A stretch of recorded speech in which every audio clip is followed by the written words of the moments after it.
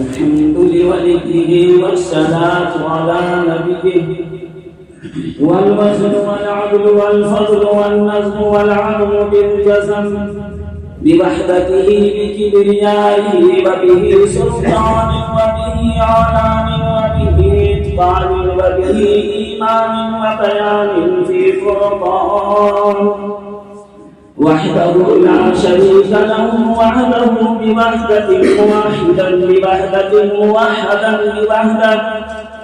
وحيدا واحدا بلا مدد وجدد ونسب ووصف في الكمال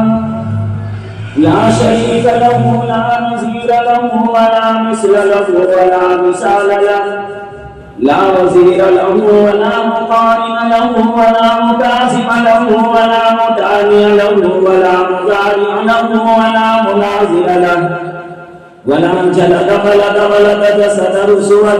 نسو وزم له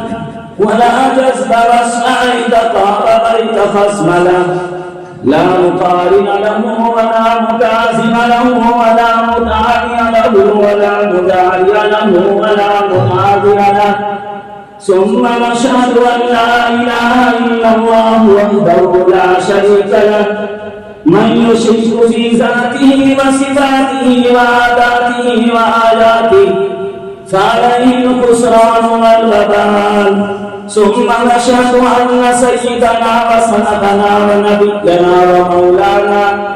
وأيدنا منزومنا معصومنا مقصومنا محمودنا مكرومنا منعومنا أجدر الخلق دليلنا آدم الخلق وأشرف الخلق وأحسن الخلق وأجمل الخلق وأوسط الخلق وأنور الخلق وأكمل الخلق من السر والولاية والهداية والنهاية والبداية والهداية والأمانة والإمامة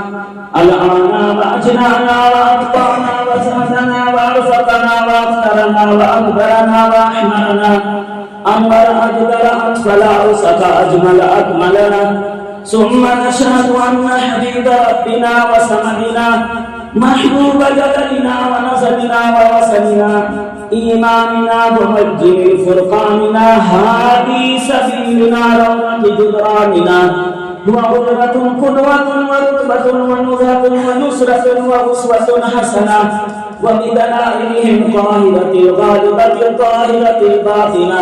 سعد إلى سدرة المنتهى في ليلة الميراج كشف الدجى ثم دنا